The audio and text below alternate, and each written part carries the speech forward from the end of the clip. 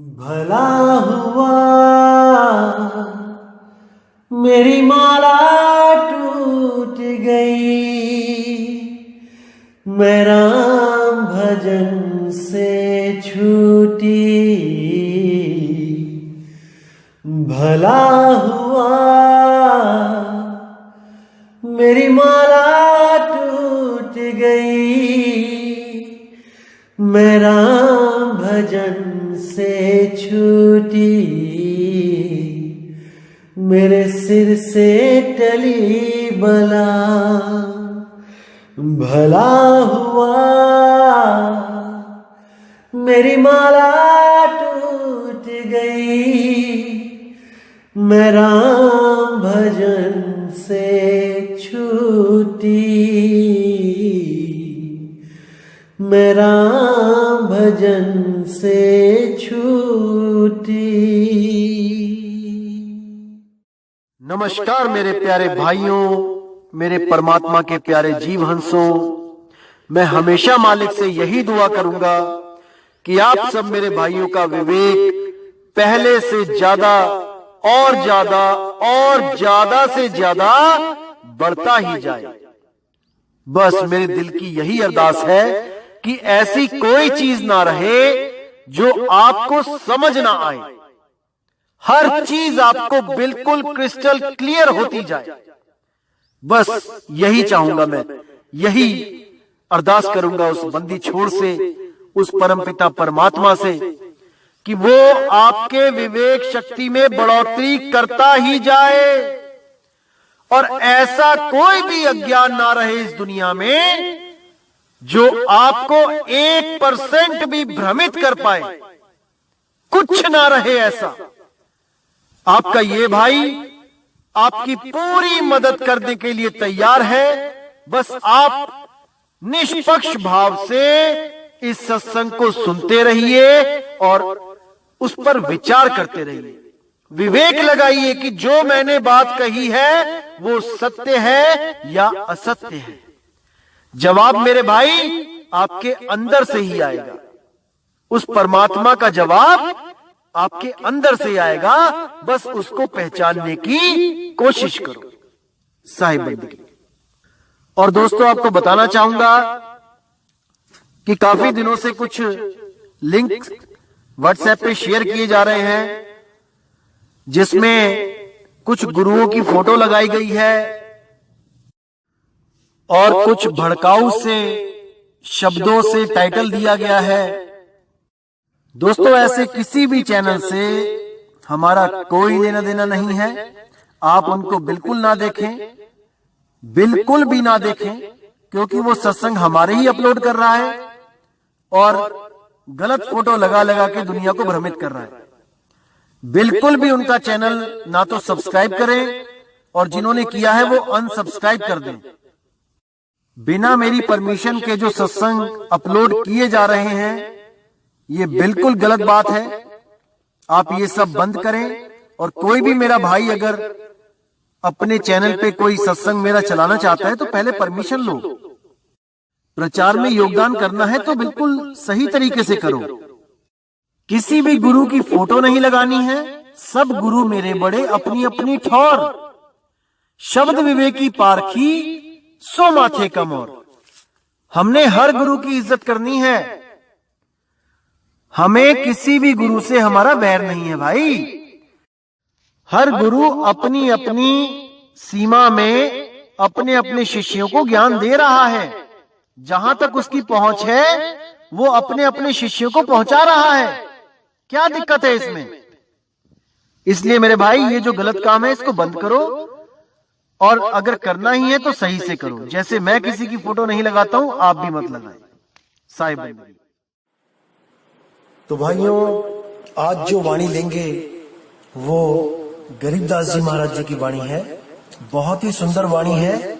सारे भेद खुल जाएंगे इस वाणी के द्वारा कि कौन सा संत महंत, कौन सा ऋषि मुनि, पीर पैगंबर, औलिया, ये सब कहां तक की पहुंच रखते थे और ये सब नाम जप के भक्ति करके कहां तक पहुंचे।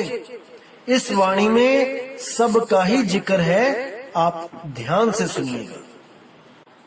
तो कहते हैं कोई है रे परले पार का जो भेद कहे झनकार का। यानी कि कोई एक ऐसा सदगुरु है, वो कामिल मुर्शिद है जो परले पार का भेद बताने इस दुनिया में आता है। परले पार का भेद यानी जो जन्म मरण के पार की अवस्था के बारे में जानता है। आज जितने भी गुरु इस दुनिया में हैं, वो या तो सब साकार या फिर निराकार को ही परमात्मा मानते हैं। लेकिन जो सतगुरु होता है, जो मालिक होता है, जो परमात्मा स्वयं गुरु बन के आता है, वो इन दोनों ही अवस्थाओं से न्यारी उस अवस्था की बात करता है जहां पर जब हम थे तब ये दुनिया भी नहीं थी, ना निर्गुण ना सरगुण, ना साकार ना निराकार, ना तो तन और ना ही मन।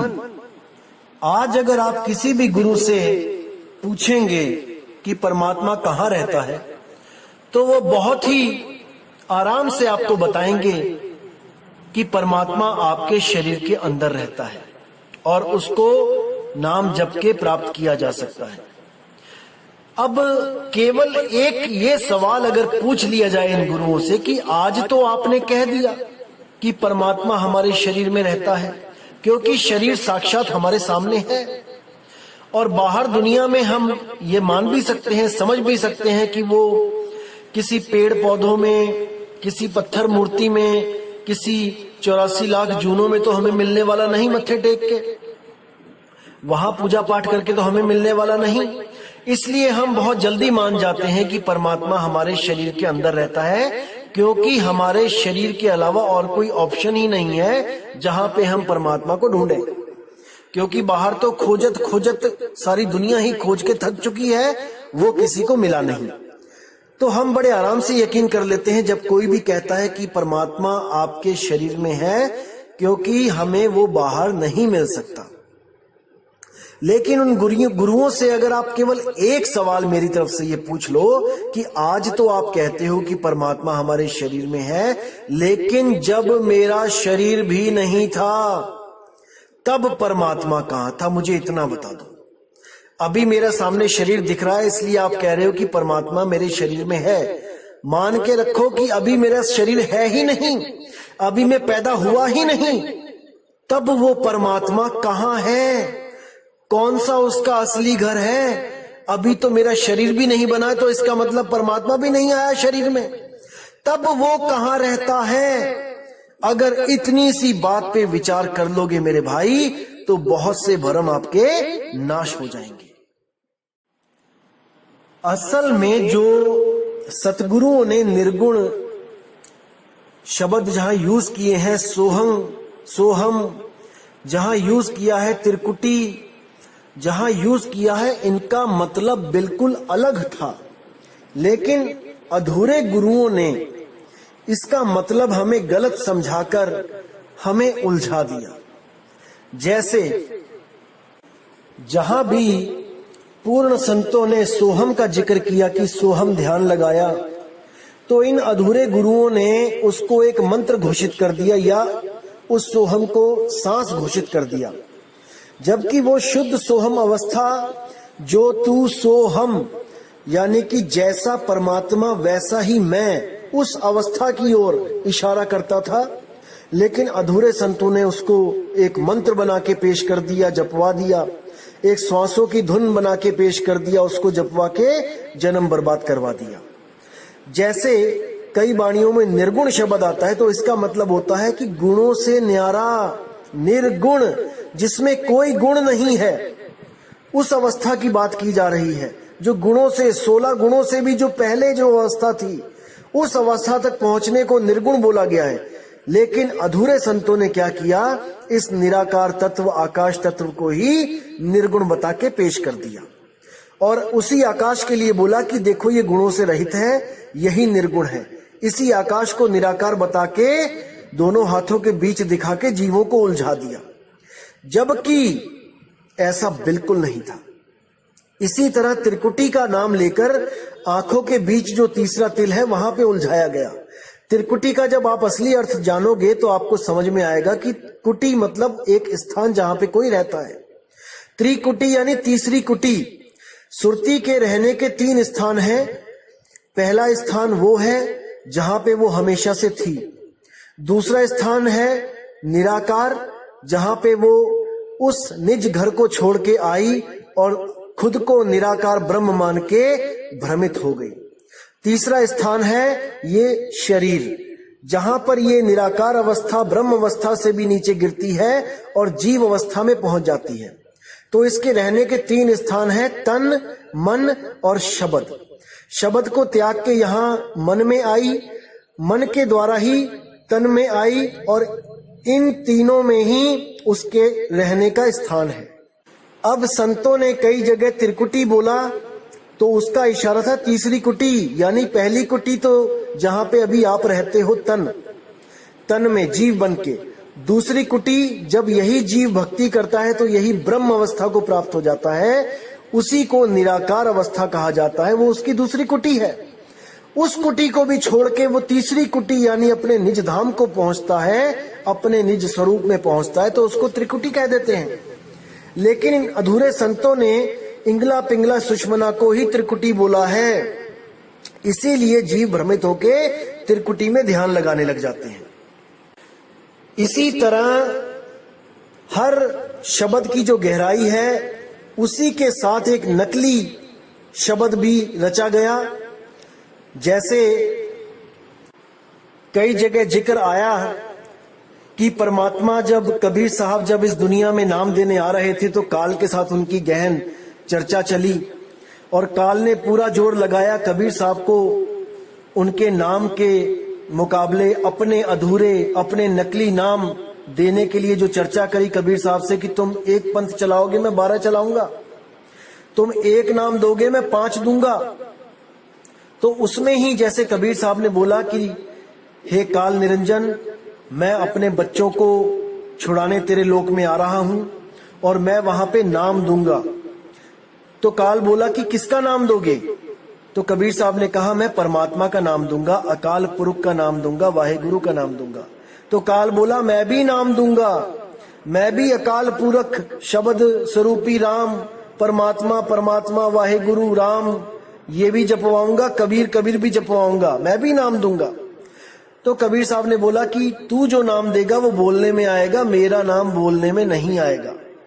तो वो बोला कि मैं भी ऐसा नाम दूंगा जो बोलने में नहीं आएगा, मैं श्वासों के द्वारा जपवाऊंगा जिसमें जीभ नहीं चलेगी, तो जीभ परख नहीं कर पाएंगे कि ये नाम बोलने में आ रहा है कि नहीं। आएगा नाम बोलने में ही, लेकिन वो सोचेंगे श्वासों के द्वारा जपा जाएगा तो इसमें जीभ हिल।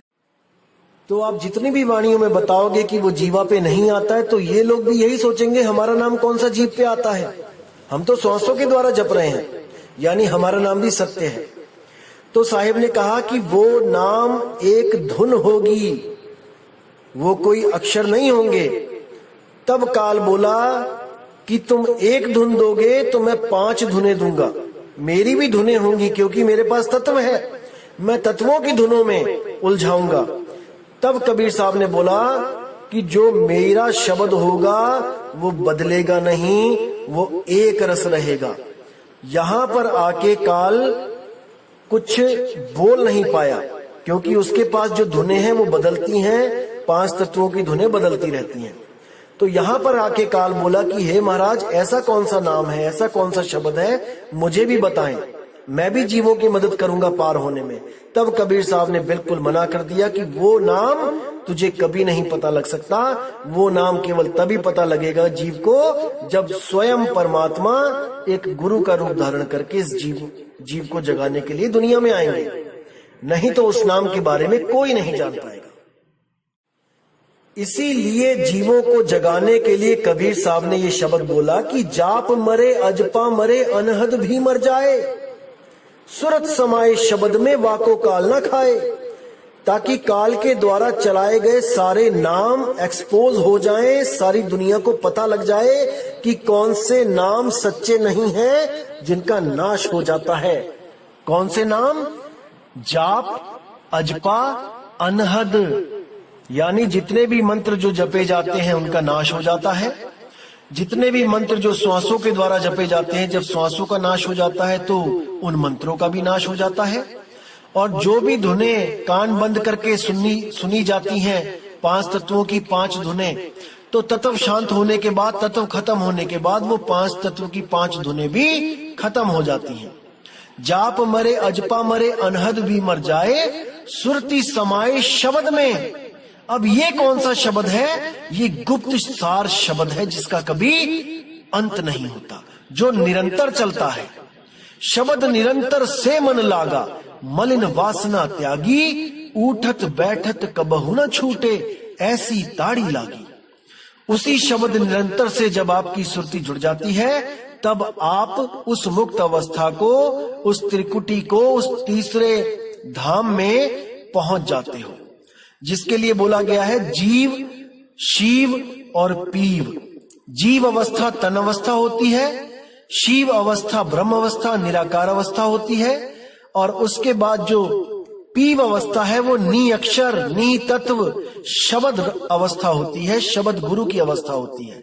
तो इसी सुरती के 3 ठिकाने होते हैं, और वो जीव और शिव को त्याग कर हमेशा के लिए पीव अवस्था में जाके पीव की तरह ही मुक्त हो जाती है। उसी अवस्था को निर्गुण अवस्था बोला गया है, यानी वहां पर कोई गुण नहीं है, वहां 16 पुत्र 16 गुण नहीं है, वो गुणातीत अवस्था है। उस अवस्था का लेना देना इस 3 लोक से कदापि नहीं है, बिल्कुल नहीं है।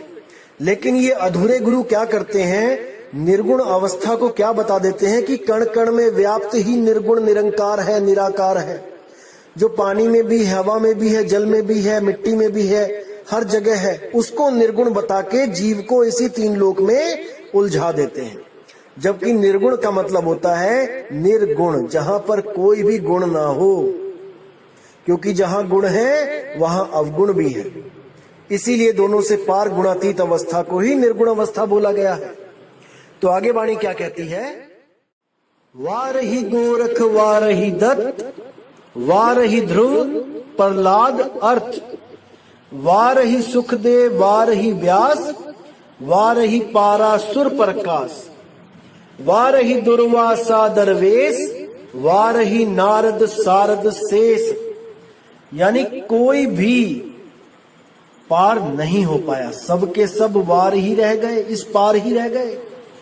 गोरख दत्त ध्रुव प्रहलाद कितनी भक्ति करी, बचपन से ही 6-6 साल की उम्रों में भक्ति में लग गए, लेकिन दुनिया सोच रही है कि वो मुक्त हो गए हैं, उनको परमात्मा मिल गया, लेकिन नहीं, वो भी परमात्मा को प्राप्त नहीं कर पाए। वो भी केवल पुण्य कर्म इकट्ठा करके स्वर्ग महास्वर्ग में जाके उनको वो स्थान मिला।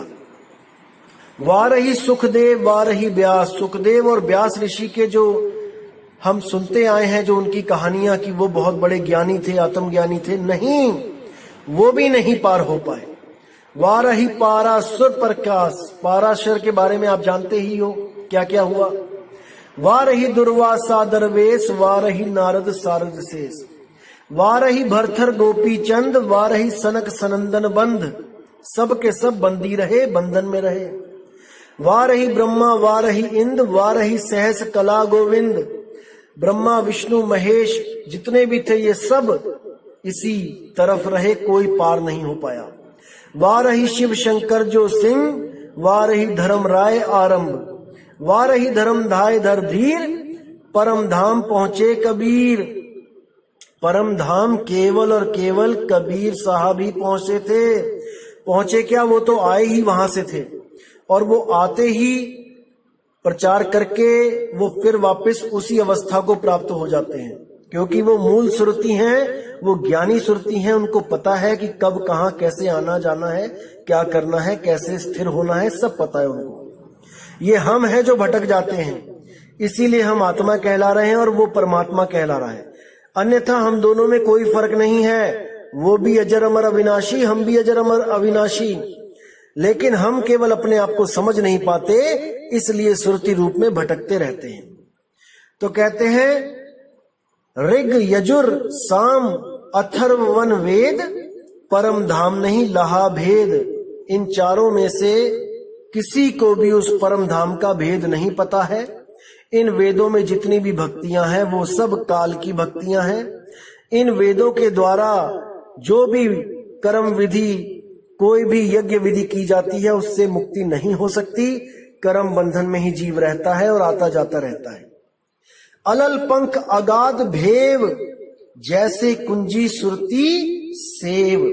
जब वो शब्द मिलता है, वो विहंगम चाल मिल जाती है, तो अलल पंख अगाध भेव, वो सतगुरु पंख दे देता है इस जीव को, इस सुरती को, कि वो सीधी उड़ के अपने मूल में समाती है, अपने परमात्मा के पास पहुंचती है। ना कि वो किसी मंडलों की रूहानी सैर करती है कि एक मंडल हटा तो दूसरा मंडल आया, दूसरा छूटा तो तीसरा मंडल आया, कि भूमियां, पहली भूमि छूटी तो दूसरी भूमि पे पहुंच गए, दूसरी भूमि छूटी तो तीसरी भूमि पे पहुंच गए। अरे मेरे भाई, जब पक्षी उड़ता है तो एक ही भूमि और एक ही आकाश होता है। ऐसा नहीं होता कि वो एक भूमि छोड़ के किसी टीले पे पहुंच गया, फिर उस टीले को, भूमि को छोड़ के कोई पहाड़ पे पहुंच गया, फिर उस पहाड़ से कोई महापहाड़ पे पहुंच गया। वो एक भूमि एक आकाश, एक अवस्था से सीधे दूसरी अवस्था में प्रवेश होती है सुरती। जीव से सीधी पीव में जाती है, ना कि जीव से शिव होती है। इस भरम जाल से मेरे भाइयों निकल आओ। अलल पंख अगाध भेव, जैसे कुंजी सुरती सेव। जैसे इस कुंजी, ताली मिल गई हो, चाबी मिल गई हो उस सुरती को वहां पहुंचने की, और उस किवाड़ को, दरवाजे को खोल के, उस ताले को खोल के सुरती सीधे अपने मूल में जाती है। वार पार थे हा ना था, गरीबदास निर्गुण निगाह। वहां पहुंच के कोई था नहीं, कोई भूमि नहीं, कुछ नहीं। वहां पहुंच के वो अपने मूल निज स्वरूप में स्थित हो जाती है और वो निर्गुण हो जाती है। निर्गुण यानी 16 गुणों को, जो 16 पुत्रों को पैदा किया था, उससे भी पहले जो अवस्था थी वहां पहुंच जाती है और हमेशा के लिए इन गुण अवगुणों से न्यारी हो जाती है। ये तभी होती है जब आपको विहंगम योग कबीर साहब का जब प्राप्त होता है, जिसमें किसी भी देवी देवता की, किसी भी चक्र साधना की कोई जरूरत नहीं होती। सीधी सुरती को अपने शब्द, अपने मूल शब्द में लगवाया जाता है। जब ऐसा भेदी गुरु आपके जीवन में आता है, तभी आपको ये अवस्था प्राप्त हो सकती है। नहीं तो आप जितना मर्जी कोशिश कर लो, आप इन्हीं चक्रों की साधना में, आप इन्हीं भूमियों की साधना में उलझे रहेंगे, कभी पार नहीं हो सकते। क्योंकि पार होने के लिए केवल और केवल आत्म साधना ही आपकी मदद कर सकती है और कोई नहीं। केवल वो अचल अडोल आत्मा ही आपकी सुरती को एकाग्रता दे सकती है, उसको स्थिर कर सकती है। अन्यथा इस दुनिया में ऐसी कोई चीज नहीं जो आपकी सुरती को स्थिर कर पाए, क्योंकि सुरती पहले ही श्वासों में रमी हुई है और वो आ और जा रही है। श्वासों के द्वारा ही एक शरीर से दूसरे शरीर में जाती है और श्वासों के द्वारा ही इस भव बंधन में उलझी हुई है। अगर कोई ऐसा गुरु मिल जाए आपको जो इसको श्वासों से न्यारा कर दे, इस गांठ को खोल दे, तो मेरे भाई आप हमेशा के लिए मुक्त हो जाएंगे, हमेशा के लिए बंधन से आजाद हो जाएंगे। क्योंकि 5 तत्व का बंधन केवल श्वासों के द्वारा ही बंधन में है। सबसे मजबूत गांठ केवल श्वास में ही है जो सुरती की लगी हुई है। अगर ये गांठ खुल जाए मेरे भाई, तो आप सर्वथा मुक्त हैं। लेकिन इस श्वासों से जोड़ने वाले तो सब मिल रहे हैं, इस श्वासों से रिश्ता तोड़ने वाला कोई नहीं मिल रहा है। इसीलिए जीव हमेशा भटका खा रहा है। जितने मैंने आपको ये नाम दिखाए हैं, ये सब ज्यादातर श्वासों की ही साधना करते थे। ये सोहम ओहम वाले ही हैं। जैसे एक वाणी में आता है, ओम सोहम में थे ध्रुव प्रहलादा, ओम सोहम वाद विवादा, कि ओम और सोहम का ही नाम ये श्वासों में जपते थे और ये वाद विवाद है, ये सतनाम नहीं है। ओम सोहम सतनाम होता तो सतनाम कभी वाद विवाद ना होता, लेकिन ओहम सोहम वाद विवादा बोला गया है। यानी इसमें पढ़ के भी आप मुक्त नहीं हो सकते, आप कहीं नहीं जा सकते, आपको यहीं आना पड़ेगा वापस। तो यहाँ पे पूरा समझाने की कोशिश की गई है कि मन को प्रबोध के हर के नाव में लगाना है, इसको प्रकाशित करना है, इसको ज्ञान में लेके आना है। 10 दिश धावत आवे ठाई, जो सुरती 10 दिशाओं में भाग रही है इसके द्वारा, उसको ठिकाने पे लेके आना है। ठा चाहिए। ताको विघ्न न लागे कोई, उसके लिए कोई विघ्न नहीं है। सतगुरु मिलता है, उसको बड़े प्रेम से शब्द का भेद बता के उसकी सुरती को स्थिर करता है। जाके हृदय बसे हर सोई, उसके हृदय में परमात्मा का वास हो जाता है। कली ताती ठांडा हरि नाऊ, कल ताती यानी कि जो पाप पुण्य की जो बेड़ियां हैं, ये ताती, ये बहुत दुखदाई है। ठांडा हरि नाऊ, वो परमात्मा का नाव, वो बिल्कुल ठंडा है, वो सुख देने वाला है। सिमर सिमर सदा सुख पाओ, उसको सिमर के सदा आप सुखी रह सकते हो। भव बिन से पूर्ण होई आस, अब ये डर खत्म हो गया और पूर्ण होई आस यानी जन्म मरण से मुक्ति की आस जो थी वो पूर्ण हो गई। कैसे हुई? भक्त भाई आत्म प्रकाश, वो आत्मा का प्रकाश हो गया और हमेशा के लिए सुरती उस आत्मा में रम गई। तित घर जाई बसे अविनाश, कहो नानक काटी जमफास।